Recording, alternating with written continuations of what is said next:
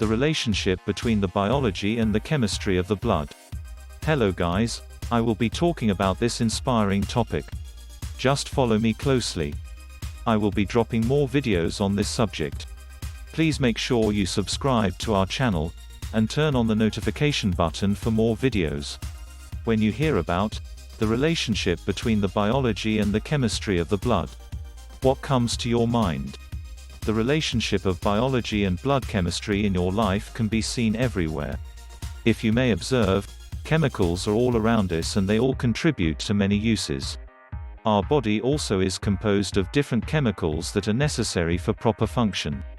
This includes sustaining life, which biology is all about. Find out the relationship between biology and chemistry of the blood, and how it can nourish and sustain your life. Even these letters are made up of series of chemicals to make it readable. The computer you are using is made up of chemicals from the monitor to the internal hardware.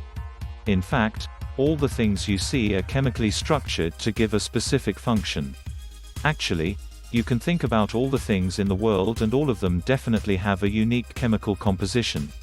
However, the most important thing to understand is its relationship to your blood chemistry, which defines how your body exactly performs.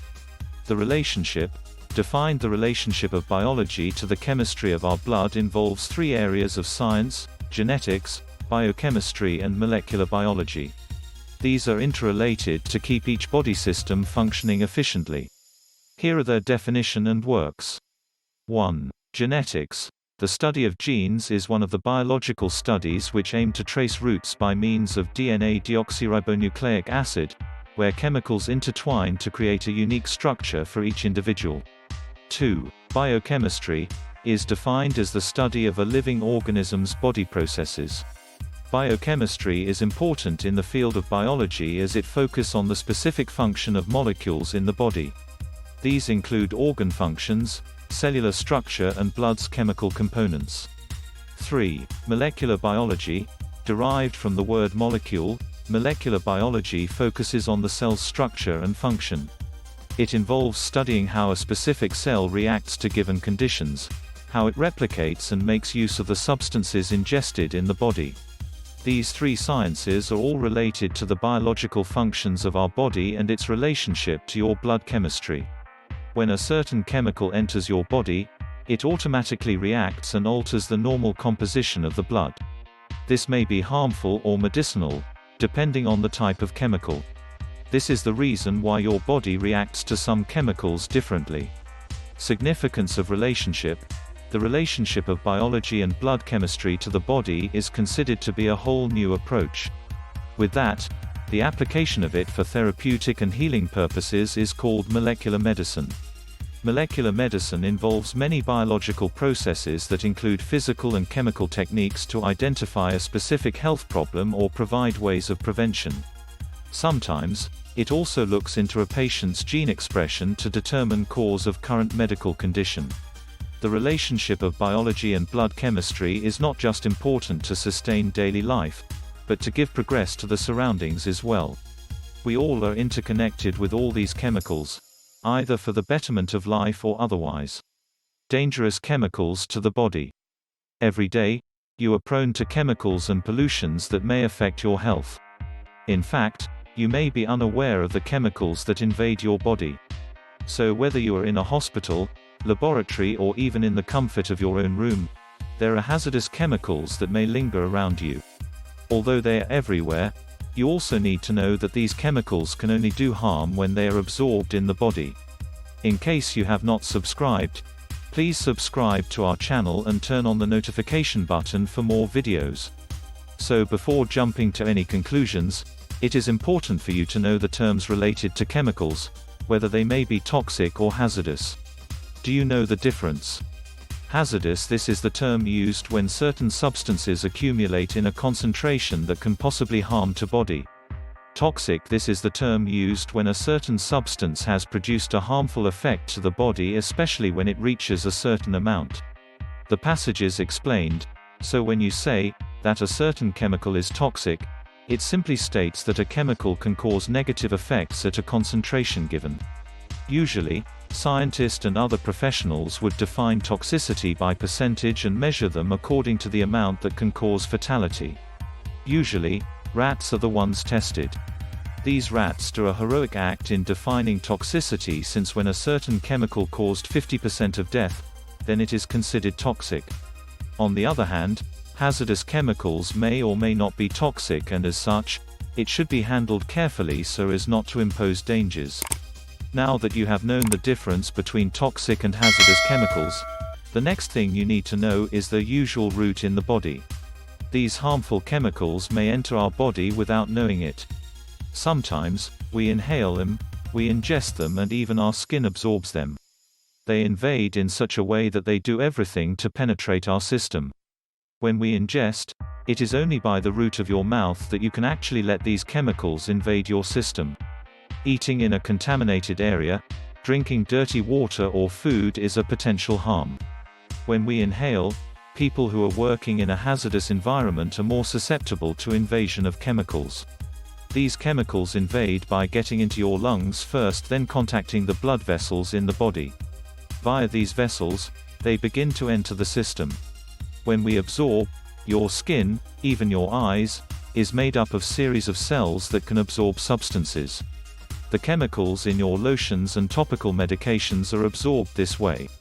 So, when a harmful chemical drops into your skin, it will then have a passageway through your skin.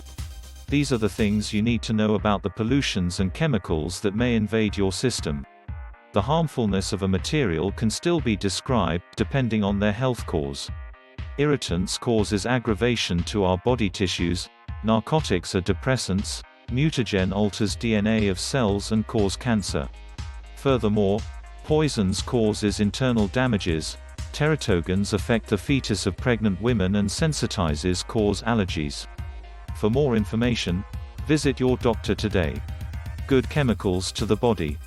In order for a person to get fit and healthy, he or she should engage in exercise. It would have physical benefits to your body and physiological advantages as well. While exercising, the body produces good chemicals to the body.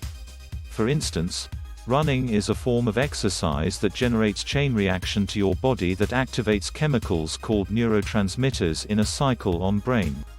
Neurotransmitters can give out sensations or feeling of happiness and excitement while running, or a feeling of exhaustion after exercising. What's good? Endorphins. Endorphins target the body's limbic and prefrontal area of a person's brain. These parts of the brain are responsible for emotion and feelings of a person.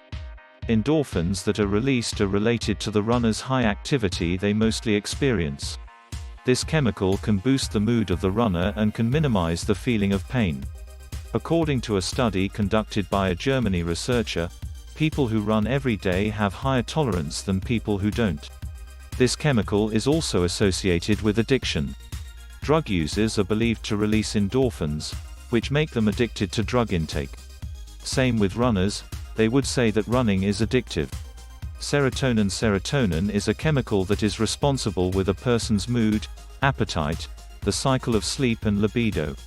Aside from exercising, it is also released when you eat turkey and carbohydrates. In some cases of depression, artificial serotonin is given as medication to reduce the symptoms of depression and to boost your moods. The effect of serotonin stays longer in your body even after exercising, therefore increasing and improving overall feelings. Brain-derived neurotrophic factor. Neurotrophic is a neurotransmitter that helps the brain, targeting the hippocampus. This chemical is responsible for a person's memory improvement and the overall fitness of the brain. According to experts, people suffering from depression are low on this neurotransmitter. By exercising, it can build up the mind's alertness and the feeling of happiness after working out. However, the body only releases a certain amount of this neurotransmitter during an exercise session. Even if you exercise longer, it would not increase the neurotransmitter that will be released. A person exercising regularly will be more likely to have a feeling of happiness and good appetite. The reason behind this would be the feel-good neurotransmitters that are released by the body, which will help a person stay fit and healthy not only physically, but also mentally.